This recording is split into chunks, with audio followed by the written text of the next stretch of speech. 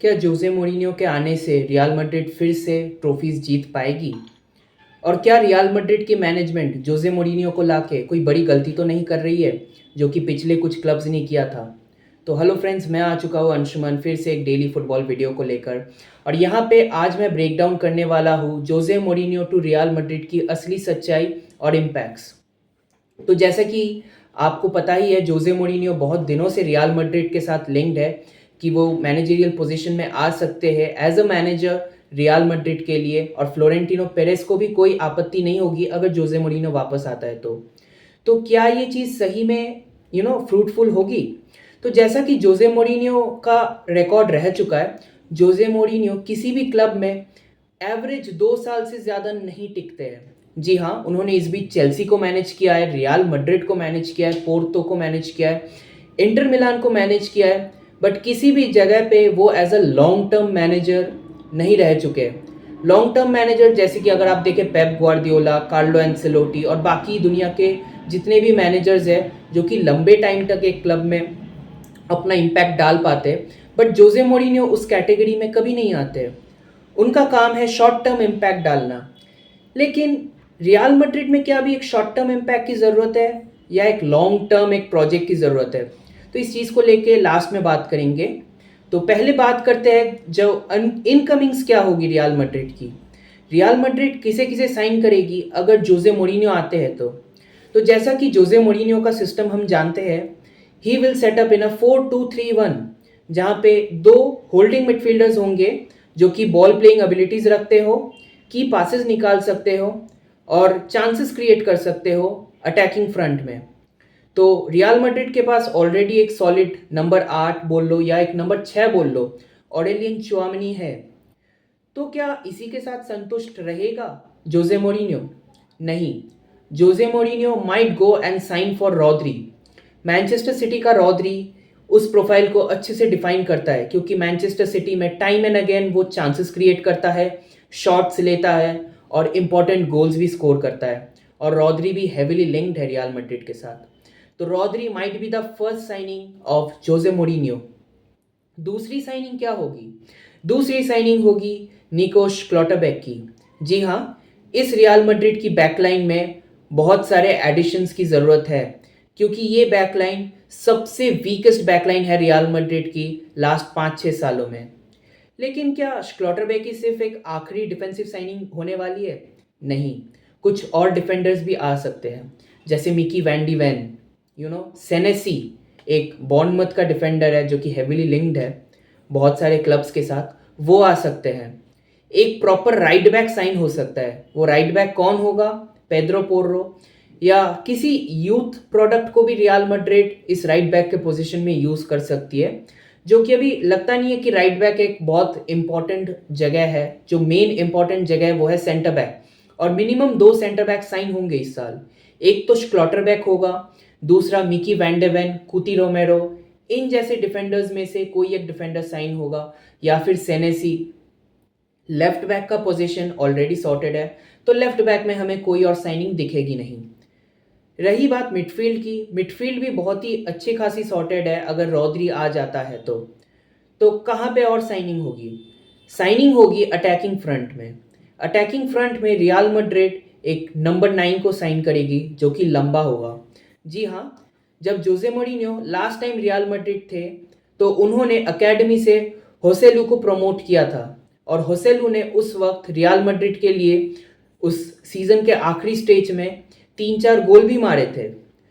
पड़ेगी real Madrid के इस लाइनअप में, तो वो ऑप्शंस क्या है? तो जो पहला ऑप्शन जो हमें लगता है कि रियल मैड्रिड साइन करेगी अंडर जोसे मोरिन्यो इस आंते बुदिमिर। जी हाँ, he is a Croatian centre forward जो कि 6 फुट 5 इंच का है, और वो लंबे लंबे हेडर्स मार सकता है और वो चांसेस भी क्रिएट कर सकता है। और इस साल रियल मैड्रिड के अगेंस्ट उन्होंने ऑलरेडी 2 गोल स्कोर कर चुके हैं। तो Ante Budimir is the top on list की जो साइन हो सकते हैं। दूसरा, एक प्रॉपर लेफ्ट विंगर। जी हाँ, रियल मैड्रिड को एक विनीशियस के बैकअप में या विनीशियस के साथ compete करने के लिए एक लेफ्ट विंगर की ज़रूरत है। तो वो लेफ्ट विंगर कौन होगा?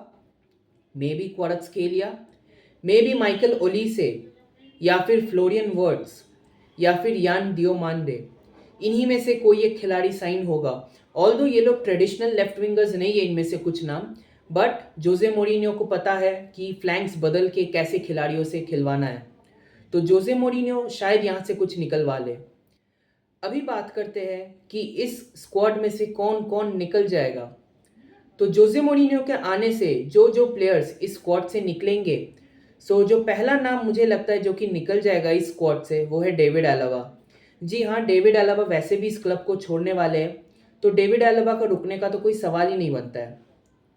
दूसरा नाम जो कि मुझे लगता है कि रियल मैड्रिड को छोड़ देंगे, वो है विनीशियस जूनियर। जी हाँ, मुझे लगता है जोजे मोरिनियो विनीशियस जूनियर को नहीं रखेंगे, क्योंकि कुछ महीने पहले भी जब बातें हुई थी तब विनीशियस जूनियर को टारगेट करके जोजे मोरिनियो ने कुछ बातें बोली थी कि विनीशियस जूनियर किसी भी स्टेडियम में जाते हैं हमेशा उन्हीं को क्यों रेसिस्ट इंसल्ट्स मिलते हैं। क्योंकि जोजे मोरिनियो के मुताबिक विनीशियस जूनियर सामने वाली टीम्स के फैंस को प्रोवोक करते हैं कि वो उन्हें इंसल्ट करे, और जब वो इंसल्ट होते हैं तो वो उन्हें सह नहीं पाते और वो मीडिया में जाके रोने लगते हैं। ये ऐसा जोसे मोरिनियो का कहना है। तो अगर ऐसी बातें अगर होंगी तो मुझे नहीं लगता है कि जोसे मोरिनियो विनीशियस को विथस्टैंड करेंगे इस टीम में। तो Vinicius junior might be the second name जो कि इस क्लब को छोड़ेगा।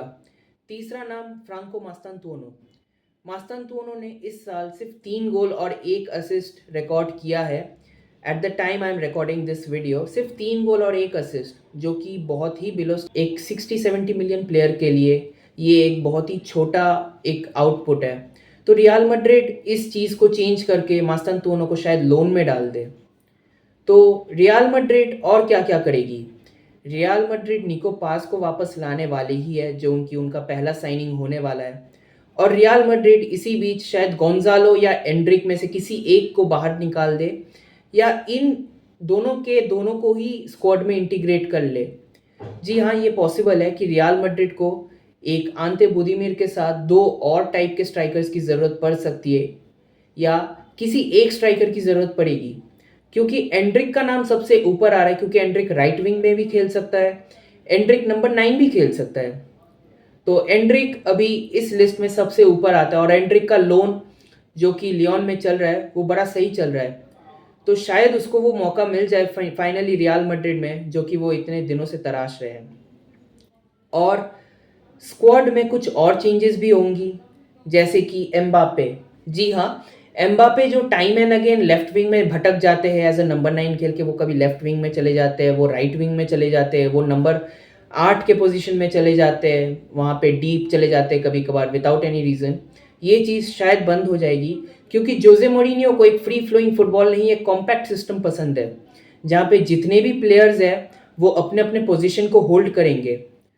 वो प्लेयर्स जो अपने पोजीशन से हिलेंगे नहीं, लेकिन अपने पोजीशन में रह के डायनेमिकली मूव करके गोल स्कोर करेंगे और चांसेस क्रिएट करेंगे।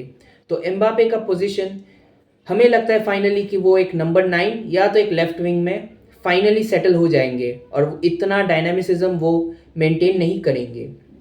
तो ऐसा ही लगता है कि जोजे मोरिनियो के आने के बाद सिस्टम का कुछ यही हाल होगा। लेकिन आपके क्या ओपिनियंस है जोजे मोरिनियो को लेके? क्या आप सही में चाहते हो कि जोजे मोरिनियो वापस आए रियल मैड्रिड में? Do let me know in the comment section. और अगर ये वीडियो पसंद आई हो तो प्लीज़ लाइक कीजिए, and please do subscribe our channel Extra Time Football, ऐसे ही फुटबॉल अपडेट्स के साथ बने रहने के लिए। Thank you.